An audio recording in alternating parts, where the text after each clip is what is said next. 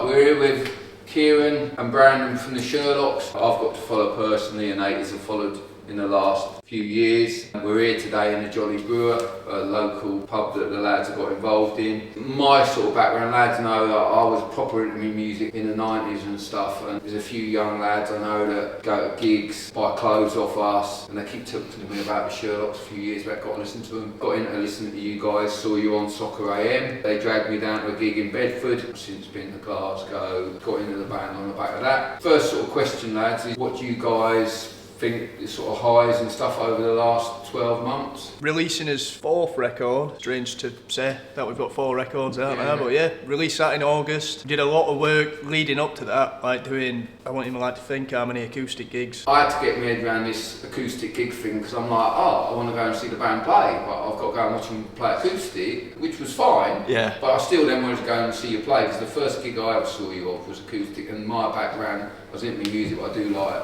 the guitars turned up a bit, I've got to be honest. And then I realised people were going to a gig buying a ticket, they're getting the record with it, and it's like a pre-sale. In a relatable sense, we do a pre-sale on clothes, but they turn up within about 20 days, but your pre-sale's a bit different. Especially for bands like ours, we're very much like a DIY band, so you're constantly looking at the new ways to like, I can sell his record best we can, but that was just an idea where it was like, rather than just sit at home and just writing on Twitter, assuming people would buy it, we got out there and we just stuck a load of gigs on and said, right, we'll come to you. So you'd already announced like a big scale tour, and then this was a smaller, from what I remember, like smaller venues, wasn't it, and more dates? It's the only way now where bands like ourselves can compete in getting his album up the charts. Like you said, we just took it around all these mad little places, pubs, clubs, everywhere in between. You guys must be still dying to play your new record properly, I assume, and you're throwing in a few covers. It's a different format altogether, playing that sort of show from the real gig, I assume. I mean, one, you call it acoustic. It were a setup we've not really done before. It were good, it were a lot of fun, to be fair. How we're on acoustic, pretty easy for me. He's on like a little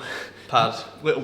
Alex were playing all lead. The different kind of gigs then, you get a lot more people shouting out. I like personally, have a lot of banter with crowd and that are good. What I love about anything I've been involved in, like my whole gig background and stuff, is like building up a loyal following, and with 80s we've got a loyal following, and I realise you guys have managed to get a loyal following. I mean, like for you, how do you think you managed to sort of keep that and develop it, and like how important is it, I guess? It feels like we've been around forever. I don't know how to describe it. We've always been in touch with his fans like constantly. I just think people just look at us as like, we're exactly the same as them. Relatable, but we're just on stage. Obviously, I think the tunes play a big part of it as well. My biggest thing was like, I had a shop in Bedford, and then I feel like, I used to talk to the customer opposite me. I've gone online, I'm not going to be able to talk to him. And I thought, hang about, feels like I still can. And he talked back to me. So I get it from the gigs you're saying.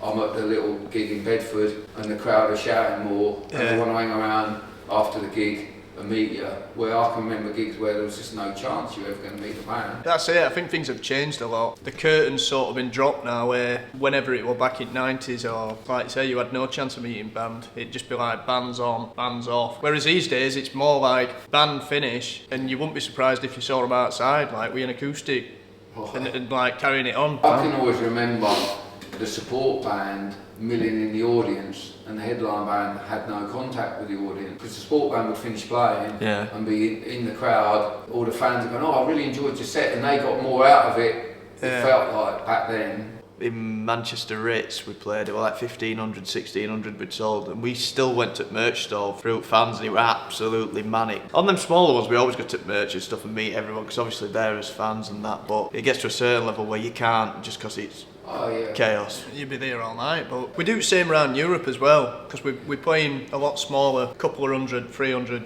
400, literally walk straight from stage, straight to merch store, and we enjoy doing it. It's only because it gets so big you have to like sort of be like, we can't do it here. I know we touched on the whole chart thing, and I think you probably had your highest chart position. Yeah, we did, last time, and we got number 4. Yeah. So it was first top 5 record actually.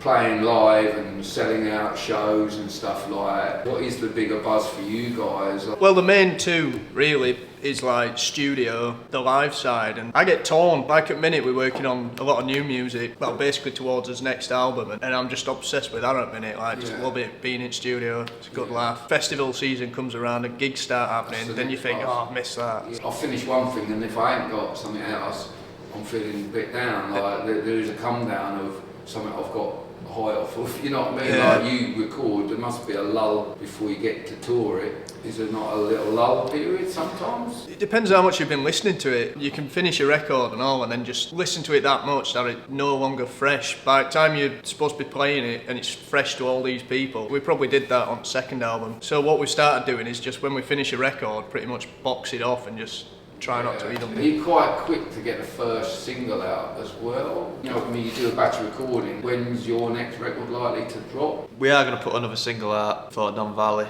as biggest headline gig we've done. We like to get one out and then see how it performs, and then it's an hard one, isn't it? We usually get in studio and start the whole thing off with the tune that feels best, and then we'll just be like, that ends up being a single. You guys probably have had your influences and that, and quite happy to talk about stuff like that people relate to. My background, when I was doing music, I got to put on Oasis, Ocean Colour Scene, Shed 7, and I still find I go and watch Liam Gallagher, Ocean Colour Scene, and Steve dropped in the store, and I then go and watch Weller. You guys have had a connection with all of them as well. We supported Liam a couple of times. We supported him on a full European tour, but I think that came after. We supported him at Finsbury Park, like a standalone gig. That all went World Cup we're on, I think. That one nuts. First time we met him was at Reading. I think our press at the time is his press, which is also like his partner. And then we just got invited to meet him, and he's just so down to earth, like as you know. So supported him. We played with Ocean Colour Scene not even that long ago, really, with Richard Ashcroft. And then Shed 7, played with them at, I think it might have been Kendall Corwin. You've had reasons to connect with Shed 7, and I've seen you hanging about with them. We're at Bingley Festival as well, and yeah, seen them backstage. I don't think we've ever supported them directly, but we've definitely crossed paths. If you had an opportunity now to support a band or tour with a band, who would it be? Could potentially happen, or we'd like it to happen. It's Stereophonics. Like we've always looked up to them. Like they have stood the test Do of they time. play much these days? Or? I think they're having like a bit of a break at minute. Kelly's doing like a solo thing, but Bands you see that you'd think I'd love to help them out and take them on tour. You know, like particular bands that if you were touring, you'd be glad to help. One band that popped into his head straight away. We've not known them ages, only a couple of years. I think we saw them when Euros were on in Manchester once, and they were playing this thing. A band called The Claws from Birmingham. So you've chosen them already, no? In Don Valley? Yeah, so we enjoyed watching them in Manchester, and then we sort of like kept touch, and I think we crossed paths at a festival in Stockton or something like that. And when we did this Don Valley gig, obviously it supports is like a conversation, and straight away we're like, it'd be good to get Claws They on. play any dates on? Yeah, well, we invited them on the last UK tour when they did that, but they're really good at getting crowd riled up. Solid band, proper solid band. I mean, I remember days when my bands went on tour and it felt like the headline band were giving them a rough deal. It's like, oh, nice, thanks for inviting us, but you can't use the lighting rig. Thanks for inviting us, but your sound's going to be down here. It's down here. There's a little, not allowed to bring it up that level, and it was just like, along the way, what bands have you played with that you feel helped? We both think it's the same one here, aren't we? The band called The Enemy, they need to be the first ones mentioned for us. They were the first band who gave us a support. You were still at school, weren't you? I was still in school. I thought I was going to be playing a gig like Angus Young. Basically got a phone call saying, oh, do you want to support Enemy? We're like, definitely, like, right. So I jumped in my dad's van, picked other lads up, picked our Kieran up from school, and literally just drove straight up to Glasgow or whatever. Enemy were the Fila champions. Oh, right. So when Fila made a comeback, Enemy were their band. Yeah, we've been fortunate really over years. We've supported, well, we've worked hard, like, but we have been able to support some like massive people. Real off some lists, go on then. So from Enemy, they give us a few more. They were big gigs at the time, like supported them in Newcastle. We got some Libertine gigs, arena shows, at least 3 or 4 of them. Another Fila fans, Libertines. Richard Ashcroft, we supported him a few times, supported the Kooks, Liam Gallagher, Keen, Kings of Leon. Kaiser Chiefs, Kaiser Chiefs Arena Tour. That was some big venues. Yeah. Huge. We supported them a couple of years back at Ellen Road. Obviously big Leeds fans, and then when they did that arena tour, our name got chucked in that, and they must have just recognised it straight. I think they follow us on socials and that. As much as they're a big band, you can tell they're like a hard-working band. so they probably relate to us a little bit. People will know I don't miss a trick if celebrities start wearing our gear and stuff like that, but the Libertines lads were wearing Fila early doors, and I know it knocked on to Trampoline, they got involved with them, and Pete passed his Fila tracksuit on to the Trampoline. Jack, yeah. he's a good lad. Well, they're a good band. They played Derby the other day, Libertines. Pete and Carl, both of them went in the shop and bought a load of gear from the shop. Oh, hey. And about a week later, the guy who runs my shop tells me, and I'm like, what? I'm like, this is big news. He goes, well, yeah. I said, why didn't you tell me? He said, because I know you'd have got annoyed that I didn't get a photo.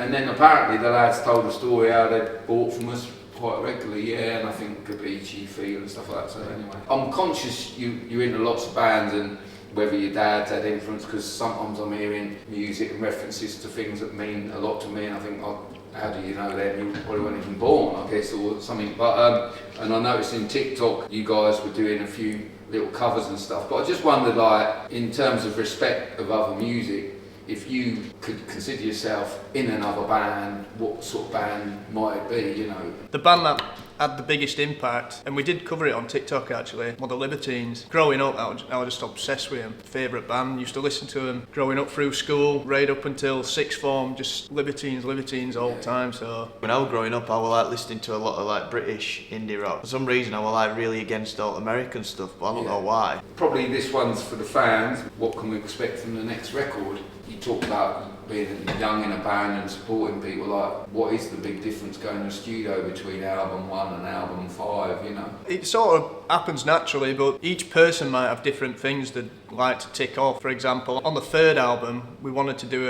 an intro to an album. We're making albums all the time, so it's like, all right, let's try that, and we did that. And then the last album, we wanted to get some spoken word on there. It's not even me, it's a good friend, Watson. And then this time, there's just a new bunch of stuff where it's like, let's try doing that. And how many tracks we got down at minute? Like 4, 5, and it sounds fresh. We try pushing ourselves every time as well. It's like you start the album and you're thinking, how can we better the last one? And the last two, in my opinion anyway, I just thought, how can we beat the third album? I don't bring a full song anymore. I tend to bring half a song. I finish it off in studio basically, but if I'll get a melody down for a verse, probably write a first verse, figure out the chorus or definitely the melody. Usually I've got a chorus. A chorus don't really change, does it? That's the reason it is a chorus. I've always got to write a second verse, but I like doing it in studio. You might make a record, then you go on tour, or do you find you're writing in that window? Like, I think I've tried writing when we go on tour, and I just don't really come up with it. I might write some music, I'll not write a song. It's just distractions. Like, it sounds like a good idea, but say if you've played a gig and you get back in a van or a bus and you're heading to the next place, it's like you just think, well, I just want to chill out for a bit. And then by the time you get into loading, it's sound check. And by the time you've done sound check, you've got to get something to eat. You want a couple of beers and just have a laugh. So the song never ends up getting written. I've got massively involved in bringing back this band. Patrick,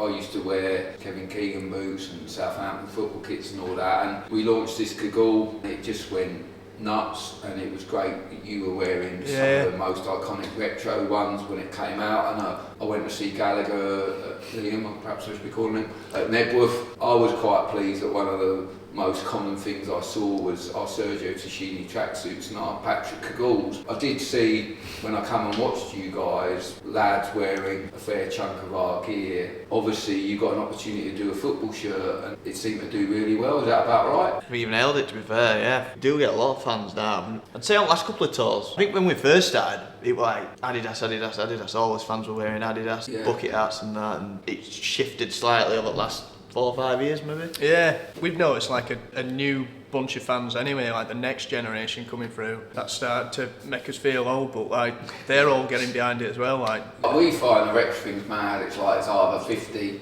or it's 20. I want to get back involved in music and do some events and stuff, because I realise the loyalty, the sort of culture thing's massive, and I think that example of the football shirt, I mean, it's a little bit music, football, fashion. He's definitely a lad who decided to put something decent on that night, and you guys on stage. And it depends on band, doesn't it? Like, not like you go, oh, he's a Sherlocks fan, but you'd be like, you know what kind of music he's into, so definitely. You can spot him. Say if we're going to get something to eat, you can almost spot him where you think, I feel like he's going to gig today. My missus is a nightmare with me. I mean, I'm going, I were at a gig and she's like, the guy's looking at you. I'm like, yeah. The Wales gig of yours, Yeah. was quite shocking because the amount of lads who come up to me to have a natter saying they buy on the website. Yeah. But like, the fact they're into the music and the clothes, and our biggest example I think was when someone said, oh, you've got this football website, haven't you? 80s Casuals, back in the day, lads were at football. When Stone Roses reformed, the Etihad was full of retro track tops, you name it, whereas if I went to Etihad for a game of football, there'd be hardly any of my tops. The music community is far more into the whole nostalgia retro thing. We're in the Jolly Brewer in Lincoln. Yeah. So what got you involved in that? I mean, obviously it feels a bit relevant again in the way we're talking about things that are relevant, but what brought you here? We got involved with this because I actually went to a gig at top of town in Lincoln, a place called the Victoria, and the guy who owns that spotted me in there because he's into the like the indie rock kind of thing. But he sent one of his bar staff after me down the car park, had a chat. My dad was there as well, our manager. We ended up playing a gig up top end of town, and then he said, oh, there's a place down here that it needs a bit of work, but I think we could do something special. So we just linked up and then we're here. Me and Brandon and my dad have wanted to open a pub for ages, to be fair. So you've got an outdoors bit as well, and it gives you scope to do stuff. Got big plans for Euros and bringing in bigger names musically as well. Pretty ignorant of Lincoln. I mean, like, my days of promoting, I would have said it wasn't on the map. No. I mean, you're obviously putting it on the map. I'd like to think so. Where we're from, there's no scene, so you had to go to Sheffield. You weren't actually in Sheffield, I perhaps thought you were. No, we're like more in between Rotherham, Barnsley and Doncaster, Oh, really? middle of Like nowhere. 7 mile outside. So I of watched some of Lincoln. my Barnsley guys try and claim the Sherlocks are from Barnsley. No, yeah, well, it's like we live where we live. It's like 7 miles to Barnsley that way, 7 miles to Doncaster that The way. lad who runs the shop in Barnsley said, oh no, Sherlocks are from Barnsley. It's technically, I'd say we're more Rotherham than A Oak. bit like a footballer whose career's going to end. Do you think about other careers that you guys would do? I mean, this might be one example. It's like a project. We're not behind bar pulling pints. No. Well, You feel like there is a Sherlock's loving that's happening around the Lincoln pub, or is it standing up in its own right, or is it a bit of both? I think it's a bit of both, definitely. Like, we were here overnight and walking through, you get a couple of people recognise you. Like, they also know this is our pub sort of thing, so it's pretty cool. Cheers, it's good. I think it's everyone- brought a new audience to band, to be fair, Yeah. in some respects. Brandon practically lives down here, spends a lot of time here. And then if we do another one in Sheffield, hopefully, I'll probably be part of furniture in that one. The big plan is Sheffield, Leeds, Maybe Manchester, and possibly Nottingham. What with the Patrick background and football, we decided to come up a day and get the leather boots on and have a kick about. But I mean, something also relevant with the football is like getting up Saturday morning watching Soccer AM and discovering bands. I mean, I don't know how I get to see bands, but that was in the modern day world to me.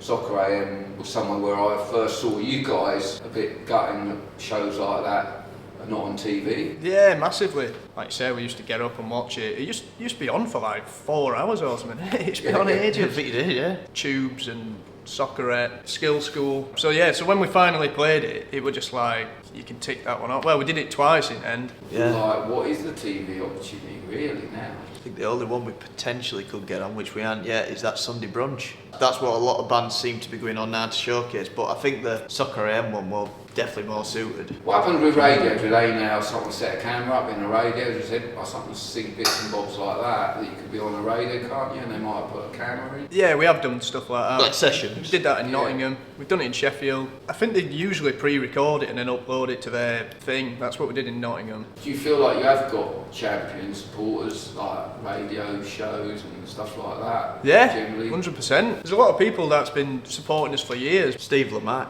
just Yeah. got to shout him out. He's literally come to watch us at tram lines, when tram lines were the old tram lines, where it was city centre and it were free. He come to watch us at rain and the bus stood mid about. There weren't many people there. Yeah, He's been behind us. He's my Radio 1 boy, day one. I'm conscious you got into wearing some gear. I've seen you wearing the Les Feed. You come down to the shop in Glasgow on our opening sort of time when you were touring, and that was great. You've been championing. I know people don't sort of notice it, but you got into wearing the lowest chords, which is immense for us. You like a bit of the corduroy, I remember. Yep, love a bit of corduroy. Can't beat a bit of corduroy though. The Patrick thing, we moved into the trainers, and like there is, like, in all honesty, quite an Adidas vibe to it, and the Samba-esque kind of Adidas thing, if I say it, in the football vibe of it, it's like a hardy trainer. So to me, it's the kind of shoe that I expect someone to go gig going to a festival. And I know you've worn them quite a bit. I mean, what, for the sake of our punters, where have you been out with the Patrick trainers? Yeah, love them, to be fair. Like, I took a pair on holiday, comfy as out. The canvas ones. I've forgotten name. Copenhagen, the canvas. Yeah, the latest Rio ones. I said that they're so much more comfy than the other ones. The great thing about the colours, like the way it touched on the cord, that it's just far more like wearable type stuff. It's not we're not at times trying to make them like sporty trainers. We try to make them everyday sort of toned wear, if you know what I mean. That's it. I think it's more everyday. Yeah. It's more subtle, as opposed to being head to toe in a tracksuit. It's like some cords with a nice jacket and a nice pair of trainers. I mean, what threw me when you were telling me about the Copenhagens and how comfy they are, which has been the big thing with Patrick, was seeing you still wearing them at some muddy festival. Yeah, I did. I didn't take them off for a while, to be fair. I mean, you're busy selling your merch, but you must. Do you ever think you walk up to a lad and he's got the exact same top on that you're wearing? I had it in Germany, to be fair. You know that black with orange and... They love the orange. Orange and red. Yeah. I came out of my jacket, that. Have you ever thought fashion and clothes, like some kind of clothes brand or merchandise that you want to get involved in or sell, you know? For years now, we've been doing his own merch with Sherlocks and stuff, but I remember wearing it in Southampton, I think. Like, people taking photos straight away. I clocked them. I thought, from there, like, Brandon announced football shirt on social, it went nuts. But I mean, I know the impact, like, I think in Glasgow, you got some quarters hit Patrick Cagoule on them. We don't sell it. And then, like, I just watch everyone going, where's that Cagoule he's wearing? Sound big-headed saying it, but I think to some degree there is certain people in crowd who, if you're their favourite band, they are going to ultimately look at you and be like, what's he wearing, what trainers he got, what jackets he got? Same haircut. What haircuts he got? Anyway, great for letting us down to have an interview with you, and hopefully we can get a few people looking forward to the next record. Definitely, mate, nice one. Thanks for coming down. Yeah.